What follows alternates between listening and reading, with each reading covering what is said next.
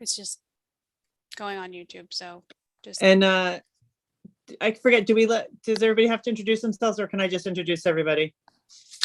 I think you probably can. Okay.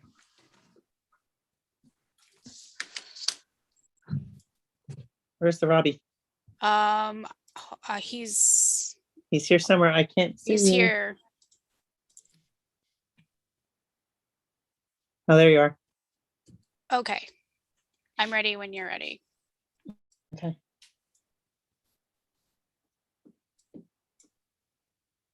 Is Okay. the computer fine?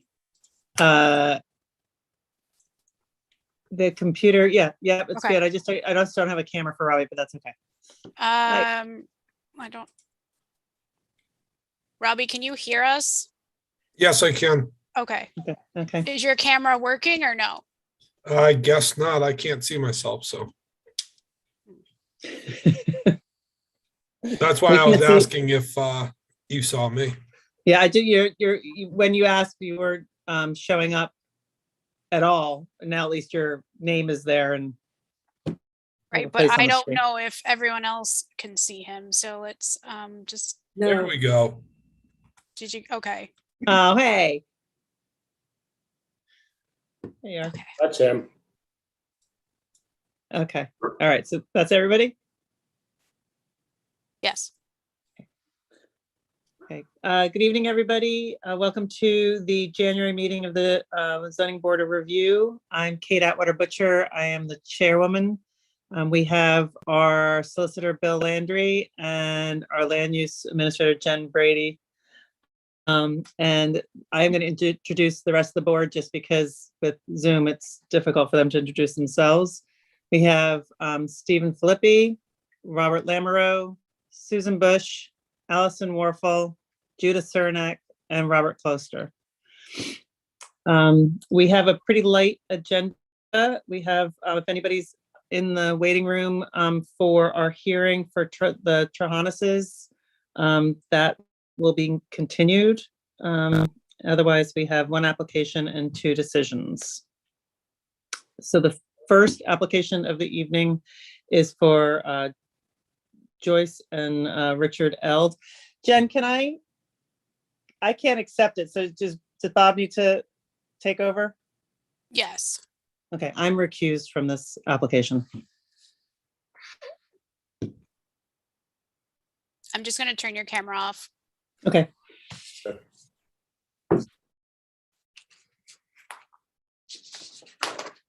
Okay, so this is an application of L. Richard, L. Joyce, and L. John C. trustees. Plat 14, lot 34, fire number 925, application for a special use permit under section 306E, 401, and 406 to demolish an existing single-family dwelling and rebuild, a single-family dwelling. The single-family dwelling exceeds the limits set forth in 306E. Okay. Do you want me, Jen, to go through all the everything's that been submitted, what they're getting, asking for waivers for, and so forth? I can't Sorry. hear you. Yep, sorry about that. You do need to review the waivers, so the checklist for special use permit, and Joe Priestley is here if you have any questions. Okay. So go through the checklist, okay? You want me to start off with the At least any of the waivers, if you Okay. could review the waivers. okay, so I'll go through the waivers, or I'll go through the calculations if you'd like, okay? So on the minimum lot area existing, we have 209,422 square feet. No, That's- Bob, I think that's the That's fine. the special use permit checklist. So it's that second part of the application. Okay, what's been submitted? Yes, Okay. yep, that one. Submitted a copy of the variance modification, special use permit approvals, that's been submitted. Okay. No variance modifications or special use permits are attached to the property. There's a composite site plan that's been submitted by a registered civil engineer, registered land surveyor. That's submitted. Proposed and existing structures indicated on the plan submitted.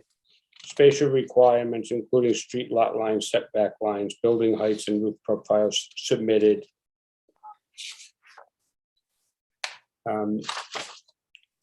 All environmental data and sewage disposal sites and so forth have been submitted. CRMC preliminary determination of effect is an asset in the file submitted. Waiver requested from the requirement to show other wells and septic systems within 400 feet of the proposed, since the well on the site exists and the proposed WTS replaces an existing OWTS. Land disturbance is submitted. Benchmarks submitted. A statement from the zoning official submitted. We have an attached letter. CRMC application is submitted. Wait a second. Waiver requested, no. So that's a typo, Bob. That should be crossed out. It is submitted.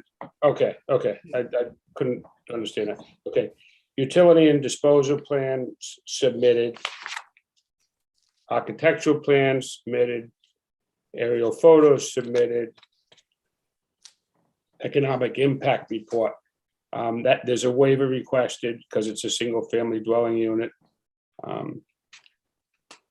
Analysis of toxic and hazardous materials, waiver requested. Natural conditions analysis, waiver requested. Landscape plan submitted. Open space management plan, waiver requested. No proposed open space. Models, okay, there's a site model and there's a building model, and then it says waiver requested. The architectural plan sufficiently describe the proposed improvements. Traffic analysis, waiver requested. Order dependency, waiver requested. That's the application. So if any of the board members would like to see any of those waivers submitted, then this would be the time to request those. Is there anybody thinking that we need those submitted? And we might have Joe respond to that. No. So you would want to, Bob, you would want to make a motion, or someone would want to make a motion to schedule this for a public hearing probably in April 27th, and send it to the planning board and conservation commission Okay. for advisories. Does somebody want to make a motion? I'll make a motion Okay, to schedule for the April zoning board, April 27th, and send this to planning and conservation for review. second. Do I have a second? Second. Okay. All in favor? If I you have a could maybe do a roll. Okay, so Allison, yes. Steve, yes. Susan, I have a question. Yes, Judith has a question, Bob. Judith? Statement by the building official. Do we have that? I don't have it in my file. You probably don't have that. I don't think that he issued a letter. That Chuck Phelps is the building official. Right, just- Joe? I heard it as something that had been submitted. I just don't have it in my paperwork. We sent a letter to them requesting it, and I've not seen it, if you haven't, Jen. It says the attached letter from the building official, so, So that was our letter to the building official, asking him to give you the letter he's supposed to give you. okay. And we don't have that. We don't have that, Judith. Okay, I'm just noting it. There's nothing, no issue that I know about. I just noted that I didn't have it. So It's an outstanding item. Are you a yes, Judith? Yes, yes, of course. Rob? You're muted. Rob's muted. Yes, So it's scheduled, going to be scheduled for the motion passes, scheduled for April hearing. Thank you very much. Thank you.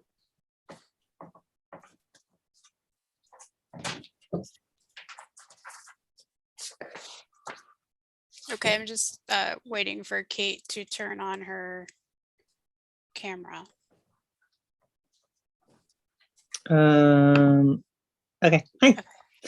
All right, the hearing that we have scheduled for this evening is Philip Trahanis and Jennifer Trahanis as trustees of the Jennifer A. Trahanis Revocable Trust, Plat 14, Lot 31. They have requested a continuance. Jen, are we continuing them until next month? You're April- continuing them until February 23rd, and it was a request from the town solicitor to continue. Okay, I am actually recused on this, but can I make the continuance? Bill? Can do that. It's a procedural matter. Okay, I will move to continue this hearing to the February 28th, 23rd. No. 23rd, February 23rd meeting. And we do just, if, as long as everyone's gonna be there that isn't recused on this, because I thought we had another recusal on it. Steve is. Okay. Um, Bob, are you? okay, excuse me, Jen, I'm not a recusal. Okay. Unless it's Zoom, I'm not gonna be here for that meeting. Okay, and we won't Okay. know until after the governor either extends the order or changes it on the 4th of February. So, okay, thanks. I'll Jen, second Kate's motion. Okay. Judith? Jen, my hip surgery has been rescheduled again for February 22nd, so I do not expect to be at the February 23rd meeting. Okay, so is someone else recused on? Bob, are um, you recused? I am recused. Okay, so we need to schedule this when we know Judith, So what? when why all don't we- 5 members will be there. Why don't we schedule it then for March? Yeah, yes. Does that make sense? Okay, so I'll move to amend that motion to schedule it for the March meeting, which is March 23rd. 23rd. Just need a second. Second, Okay. Any discussion? No. All in favor? All right, I'm gonna call you out. Steve Filippi is a yes. Bob Lamoureux, Yes. yes. Susan Bush, yes. Allison Yes. Morphel's a yes. Judith Sternak's a yes, and Robert Kloster. Yes, Okay, so that comes to our decisions. We have 2 decisions pending, BI Harborview Partners and Mark Masiello. I have notes on the BI Harborview decision. I will, might as well put it out there before I read my notes, that when I measured the house, when I sat down with the plans, I sat here in this office in Town Hall and had the building official look at it. I had everything, and everything looked great except for the porch. And we couldn't, the porch, the numbers weren't adding up on the porch. And it wasn't a huge discrepancy. It was like 20 feet. It was a hard calculation because the corner is angular and it's not square to the rest of the building. So it was just it was a little bit tricky, but anyway, we looked at it, it was over what they stated in their calculations. That being said, and they're tight to their 3% for their lot coverage, building lot coverage. So I've addressed that in the decision. We can have discussion afterwards. I move to approve the application of BI Harborview Partners 2, Plat 4, Lot 29, fire number 638 for a variance from sections 113C and 306C for 1,181 square foot addition to an existing family dwelling. I make the following findings of fact. I read that wrong. Lot 29 is 64,231 square feet. The lot was increased in size by administrative subdivision approved by the planning board in May 2021. Two, the lot remains a non-conforming lot of record in the RA zone. The existing home is located entirely within the 50-foot southerly sideline setback. And I have to double check that is the direction. I'm pretty sure it is, but I didn't have the site plan when I was writing this in front of me. The proposed additions will not further encroach on the setback. The existing and proposed meet the required setbacks on all the other sides of the property. The applicant is seeking relief of 41.85 feet. The existing house has a footprint of 567.96 square feet with 800 square feet of living space. This by today's standards is considered a small home. There are 3 existing sheds that will remain with a total footprint of 423 square feet. The proposed addition is comprised of 68.1 square foot connector that falls within the setback. The main part of the addition is 28 by 40 or 1,120 square feet. The floor plans submitted as applicant's exhibit 1 include a wraparound porch on the south and east side of the addition. The size is indicated as 167 square feet. However, when measured, it is bigger than indicated. 5, the applicant is not seeking relief from building lot coverage. According to the application, the existing home and sheds in addition have a building lot coverage of 3.65%. 4% is permitted in the RA zone. The existing and proposed footprint is indicated to be 2.99%. 3% is permitted for a primary residence. The applicant testified that because of the location of the existing home and the lot configuration, it is not possible to construct an addition in conformance with the 50-foot setback. In order for the addition to be connected to the original house, it must be constructed within the setback. Number 7, an abutter spoke against approval of the application. Abutter's exhibit number 1 is a letter from Jane Emsbo, Plat 4, Lot 32. 8, the relief the applicant seeks is not a result of a prior action by the applicant. It would be more than a mere inconvenience to tear down the existing home and build an entirely new home. The hardship sought is due to the unique characteristics of the land and not to the general characteristics of the surrounding area. It's not due to physical or economic disability of the applicant. It is not the result of prior action by the applicant and does not result primarily from the desire of the applicant to realize greater financial gain. Will not alter the great general character of the surrounding area or impair the intent or purpose of the zoning ordinance or the comprehensive plan. Subject to the conditions set forth below, the variance granted will be the least relief necessary to remove the hardship to the applicant. This approval is subject to the following conditions. 1, the single-family dwelling shall be built in strict conformance with the site plan submitted. 2, the dwelling, inclusive of decks, porches, and entry steps, may not exceed 3% building lot coverage.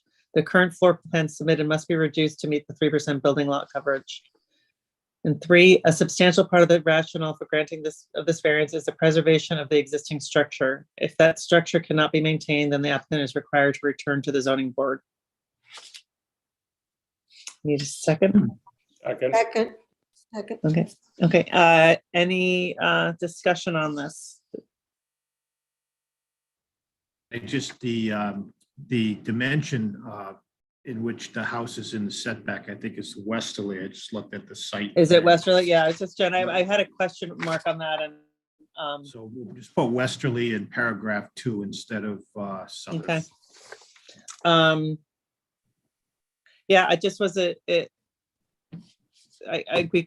had so many people trying to measure this thing. And I was like, it was like this like splitting hairs, but when you're at literally just at the percentage allowed, like that 20 feet would put them over the 3%. And then as far as the tearing down, if it has to build the original building, hopefully does not need to be torn down, but sometimes these things happen. They can't just put it, the existing house up with that connector part, in the setback, because it's not the same, doesn't have the same hardships. So they would need to come back to us. Although there's plenty of places then they can put the house without coming to us, if they don't have to connect to the original. Okay, so we have a motion made and seconded. All in favor? Okay, we have Steve Flippy with a yay. Bob Lamoureux, yes. Yes. Susan Bush, yes. Allison? Yes. Judith, you're not here, right? I was not here for one of the, a portion of the hearing. Right. And Robbie? I'm the same. I'm not part of this. Okay, all right. So motion's made and carries. All right, thank you. And then someone has notes on them, Mark Mastelos. I do.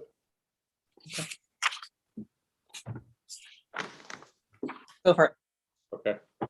I have a motion to approve an application by Mark J. Masiello for a variance pursuant to 306C on his property located at fire number 997 Graces Cove Road / Old Dunn Road, plat 15, lot 132. Motion to approve is based on the following finding of facts. Property is located in an RA zone. Applicant requested a variance from side yard setback requirements. Applicant's property is an unusual configuration with the narrowest part of the lot being the most suitable for development due to the topography, wetlands, and CRMC setbacks. Based on the testimony provided at the hearing, this is the least amount of relief for the intended use. The hardship sought to be avoided is more than a mere inconvenience. It's due to the unique characteristics of the subject land, not to the general characteristics of the surrounding area. Is not due to a physical and economic disability of the applicant, is not the result of any prior action by the applicant, does not result primarily from the desire of the applicant to realize greater financial gain. It will not alter the general character of the surrounding area or impede the intent or purpose of the zoning ordinance or comprehensive plan.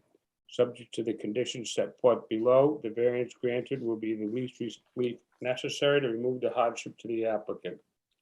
Approval is subject to the stipulation that structures and improvements are constructed in the manner and location described in the testimony and exhibits presented to the board at its meeting on October 27, 2021. Any discussion? Second, Want to take a vote? All in favor? Steve, yes. Allison? no, No. Susan, you voted, Susan, right? Yes. Okay. Yep. yes, Judith? I was absent for the hearing. Okay. Robbie? No, Okay. Kate? Oh, okay. I'm recused. So we've got, okay, and I'm a yes.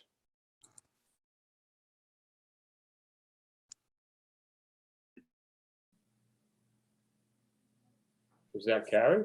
Jen, you're muted. I'm sorry. I thought I didn't realize I was. Steve, did you vote on that? Yeah, I voted in the affirmative. Okay. So Bob, Susan, and Steve voted in the affirmative, Yes. and Robbie and Allison voted nay. Yes. So that carries? I'm pretty Bill, sure. does that carry? Yes. Yes, okay. Motion carries. Right, on an appeal, I don't think it does. I think you need 4 to 1. Okay, yeah. Okay. Okay, do we have any other further?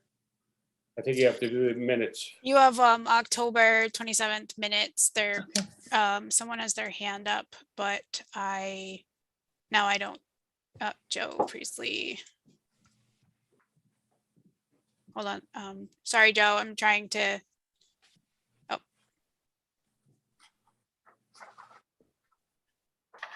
I think I read the, Bill, I just want to confirm it was a 3-2 vote, 3 votes in favor, 2 against, which means it does not carry. Is that correct? No, it carries. No, I don't think so. No? Variance Special- hang requires on, hang on, it's a special use permit, right? no, it's a variance. Very. Let me just double check, Joe.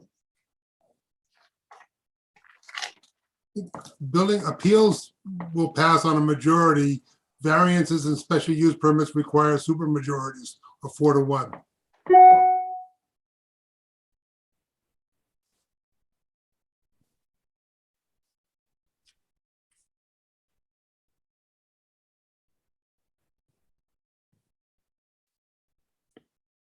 Concurring vote of 3 of the 5 members of the zoning board is required to reverse concurring vote of 4 of the 5 members of the zoning board is required to decide in favor of an applicant on any matter within the discretion of the zoning board of review. You need 4 of the 5 members. We only have 3. Correct.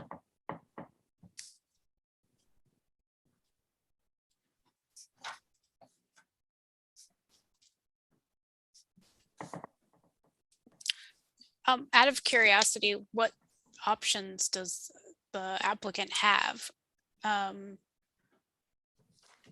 they reapply with, We would have to, we can appeal or we can devise some new plans and reapply. But those are our 2 choices. How do you appeal though with, you don't have You to need, vote.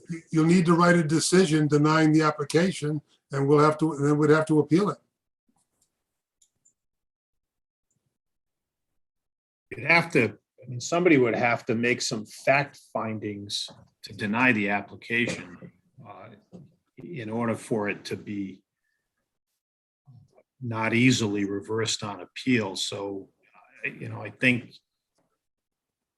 before you finalize the decision, whoever was voting against the application probably should put some reasons on the record why it does not conform to the criteria in the zoning ordinance.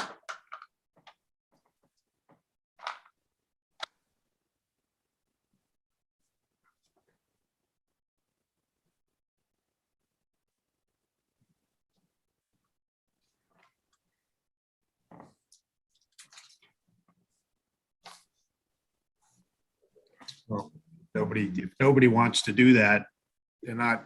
Judith? Question, would I be eligible to vote on appeal? No, the appeal go to the Superior Court. Oh, not a zoning board appeal. No, it's a zoning board decision. The way the matter sits right now, there are 3 votes in favor of a motion that had findings that specifically found that the statutory criteria are met, the ordinance criteria, and there were 2 votes against. And we vote, and it was voted on, so it's done. It is. Yeah, no, it's voted on, it's done. I mean, no one is, in the discussion, there was nothing put on the record in support of the Denial. of denial of the motion that was on the table, so it is what it is. That's what we've got.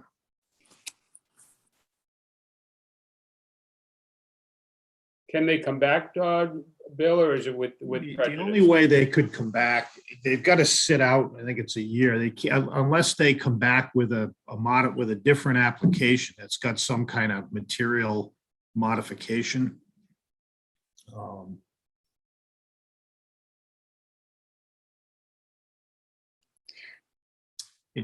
Or else it goes to court. If an appeal, if an appeal is filed to the Superior Court, the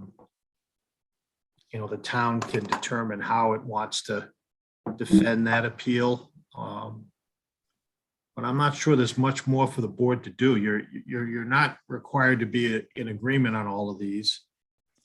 And although it better insulates a decision from reversal, we can't require board members to express specific findings in favor of their vote. It just makes for a tougher sledding on appeal.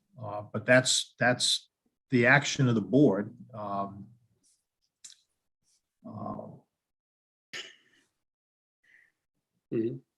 So I've been in this unusual position in the past, and I fully respect the people who are opposed to the decision, and I'm not involved in the decision. But in the past, I've been in this position, and I have offered a motion to deny with findings. And I find it hard to accept just a negative vote without findings. Well, I can do my best. I mean, you all know that this is. Well, we'd I mean, have to, We. you have to make a motion to reopen the, to reverse ourselves. I guess it's not reopening a public hearing, but somebody would have to make a motion that passes by a majority to reopen the board's deliberations on the decision. I guess I'm a little lost, guys, on what the point of this board is. If you can't disagree, like, I'm a little lost on like a no vote here means that the whole table is turned. Like, we should be able to vote no on something and disagree on that, and have a way forward that makes a little bit more sense. Well, I don't think anyone's suggesting that everybody has a prerogative to issue a yes vote or a no vote. Everybody has to do what they think is right, and no one will ever be criticized for voting no as opposed to yes. But if there's an appeal of this decision, whatever decision is made has to be supported by findings that support that decision. It's not enough to vote yes or no. There was a motion presented in behalf of, the position that ultimately culled 3 votes. There were no reasons given so far for the denial. So there's just a little more to voting yes. And what Bob did was to read the reasoning for the yes position. If there's a no position, if there's any interest in having it sustained on appeal, it should be based with some reasoning that's tied to the criteria for approval.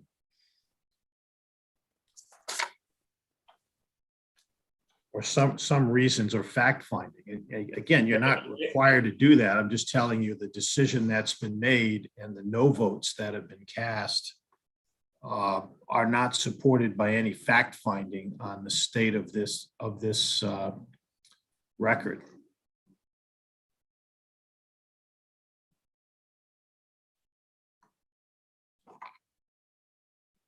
Bill, could the members who voted against the motion, could they just state reasons or do they have to make a motion to deny the application? No, it doesn't have to be in the form of a motion. Okay. I think it's likely that the motion would not carry, but there ought to be at least some reasons that are given by the board to support that. And here's what's going on. The most common basis on which the Superior Court overturns and sends back decisions made by land use boards in Rhode Island is that the court had no idea why the board voted the way that it did. The court can't imagine these things. They have to see some reasoning.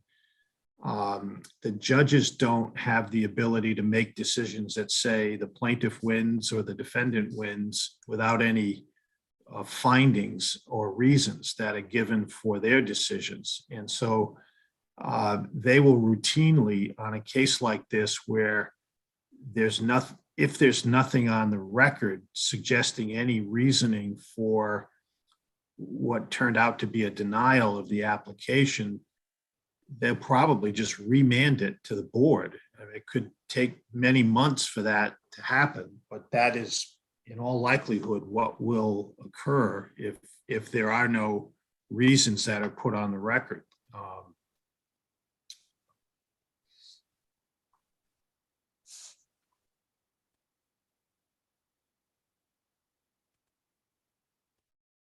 So Bill, I guess my question is are you asking us to put forward reasons on the record at this point? Well, I'm just telling you, you may do that. It's up to you whether you want to do it. I can't tell you what to do. I can only tell you that the decision is off balance without some kinds of reasoning in support of the position that led to the denial. I leave it up to you whether you choose to provide reasons or not.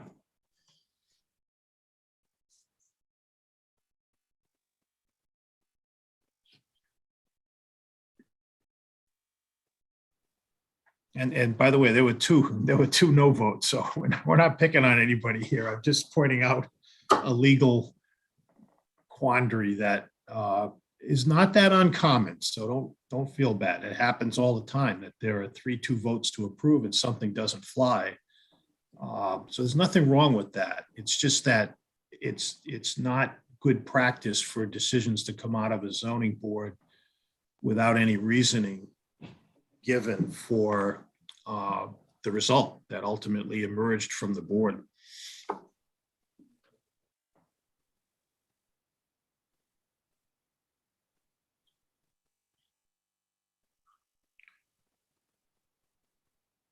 I'll just tell you, if it helps anybody that voted against the application, this was an application for a variance from a side yard setback.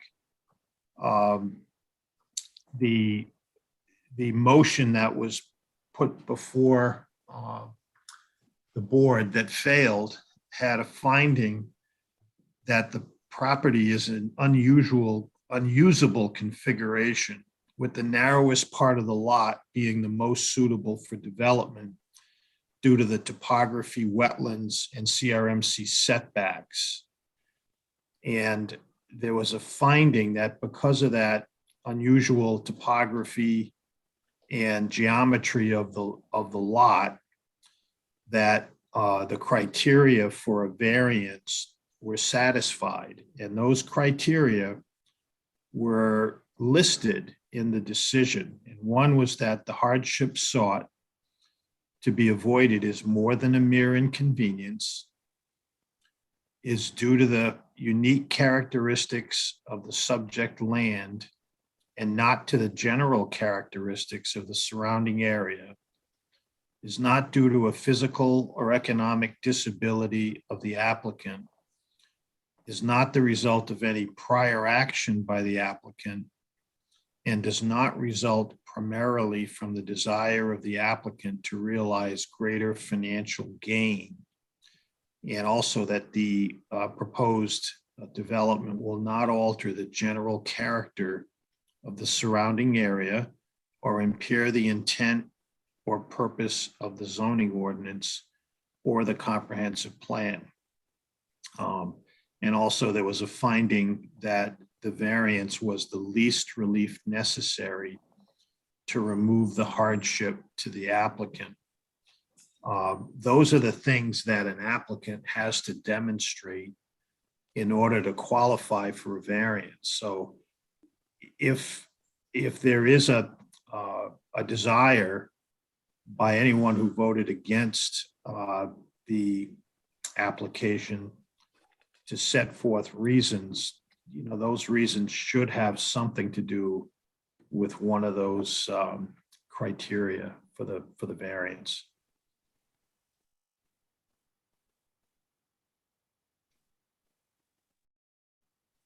Was it not more than a mere inconvenience? Is it not due to a unique characteristic of the land? Is the variance based on some kind of physical or economic disability of the applicant? If not, it shouldn't be approved. Is the action the result of prior, is the need for the variance the result of prior action by the applicant? Is it something that's being done primarily for the desire to realize greater gain? Or is it something that's going to alter the general character of the surrounding area or impair the intent or purpose of the zoning ordinance or the comprehensive plan? And is the relief that's been granted the least relief necessary to remove the hardship to the applicant? There are really only 3 things that the zoning board does. It acts on variances like this, and applies that criteria that we just described. It acts on applications for special use permits, and those involve different criteria than the ones for variances. And it considers appeals from actions that have been taken either by the planning board or by an enforcement officer. The Trahanis appeal that was continued to a different date is one of those appeals. And so all three of these things carry different criteria. The ones pertinent to the variance are the ones that were recited in Mr. Lamoureux's motion and that I just reread and explained. So if there is going to be further discussion, again, and no one's required to do this, it's recommended, that discussion should focus on one or more of those criteria.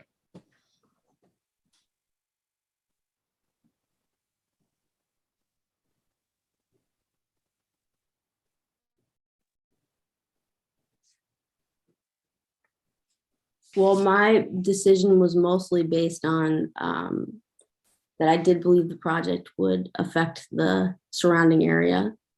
And also that I wasn't totally convinced that there was no other way to, that they could not have built on the existing footprint, or that there was no other way to sort of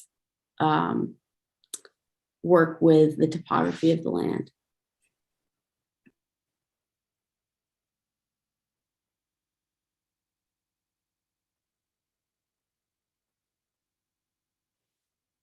Right? Bill, That should, Bill, Yes, Bob. I'm a little confused as to, so in terms of where we sit right now, we had a motion. The motion was approved and it carried. So I'm not sure what we do from here to have those expressions brought out. well, the motion really didn't carry, Bob, because. I'm sorry, no, Yeah. it was voted on, okay, Yeah, the motion was voted on and it did not carry. So okay, the applicant failed to convince 4 of the 5 members that voted that the application should be granted. So the only thing you could do is grant an application or deny it. And if it doesn't have the votes to make it, the application doesn't No, that's not what carry. that's not what I'm asking. I'm asking, how do you, but we have a denial on record now. Correct. So what do we do with that? Well, it's up to there's nothing more you can do. That's all you do is approve or deny, and it's up to the applicant to decide where they want to go with that. They could take an appeal to the Superior Court and either pursue that appeal or work out some settlement of that appeal, or they can come back with another application that has some kind of material change. And they don't have to sit out for a year and come back to the board with a slightly different or a different application and perhaps put greater emphasis on the issues of concern that seem to have kept the motion from carrying. There's really not much more the board can do at this point.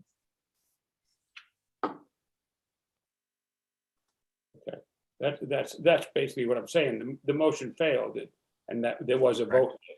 Okay, Correct. That was a perfectly valid vote, but it wasn't enough to grant the variance. correct.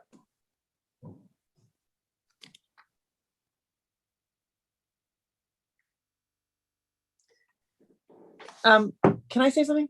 Yeah. I'm not, this is not about Masiello. This is about just in general. Maybe Allison and Robbie, this might help a little in where where Bill's coming from is typically when we have a hearing afterwards, we'll sit around and discuss it and how we're feeling. And if, and obviously, as you've seen, often we're in agreement, but there a lot of times when we're not. And like as Judith indicated, at times if you're feeling that it's not a application that you can get on board with, we'll talk about that, and then whoever's feeling that way will draft a motion in denial or approval, however they're feeling, and so that we come to this place that we're in right now with the findings of fact, which is what Bill's was talking about. But we need this, we need some backup. And regardless of how you feel, it's not yay or nay. It's just always come with your how you as you stated how you feel. You have stated it, but in the future we'll have more discussion about that to avoid this situation. If that makes sense. Right. In other words, there wasn't a lot of discussion about this at the Right. last meeting, that there was consensus against. The questions were asked. We've had plenty of Not times being when pressed. we've had plenty of hearings. We've had plenty of hearings that have had mixed votes, that didn't carry. And we do need to have some kind of, more discussions after our hearings, take the time. So. But I'm not talking about Masiello, I'm talking about in general. In general.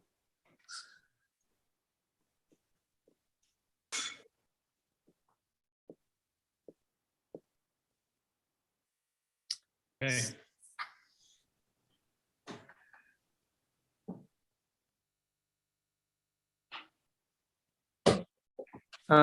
Do you want me to jump back in? Are we done with Masiello? That's what I'm asking. Is this hearing done? Yes, I we're think it done. is. Yeah, I think it's done. I don't think there's anything else the board can do. There's been a vote taken. Everyone's expressed their views. Everyone's done what they're supposed to do. And it did not result in an approval. And Joe knows what to do. And I'm certain that he'll move forward and take one of the strategies that's available to an applicant under these circumstances. Okay. All right, so we have approval of minutes from October. I will make a motion to approve those minutes. I didn't see anything in them that was incorrect or had an issue with. Did anybody? Everybody have a chance to read them? I'll Okay. second. All right, did everybody have a chance to read them? Yes. Yes. Okay, all right. So all in favor? Accept the minutes? All right, okay, we have Stephen voting in favor, Bob in favor, Susan in favor, Allison Robbie. in favor, Judith and Robbie in favor. Okay, thank you. Anything else we need to talk about? No. We don't have any hearings for February. We don't have any decisions for February, so it would only be applications. Wow. Are there a lot of applications coming in? Are you seeing? I have seen maybe 4 or 5, but it doesn't seem like anyone's ready at this point. So the deadline isn't for a few weeks, so we'll see. Okay, all right, great. All right, well, I'll make a motion to adjourn. Second. All right, thanks, you guys. Have a good night. Thank you. Bye, everyone. Safe this weekend. Good night, guys. Good night. Bye, guys. Bye, everybody.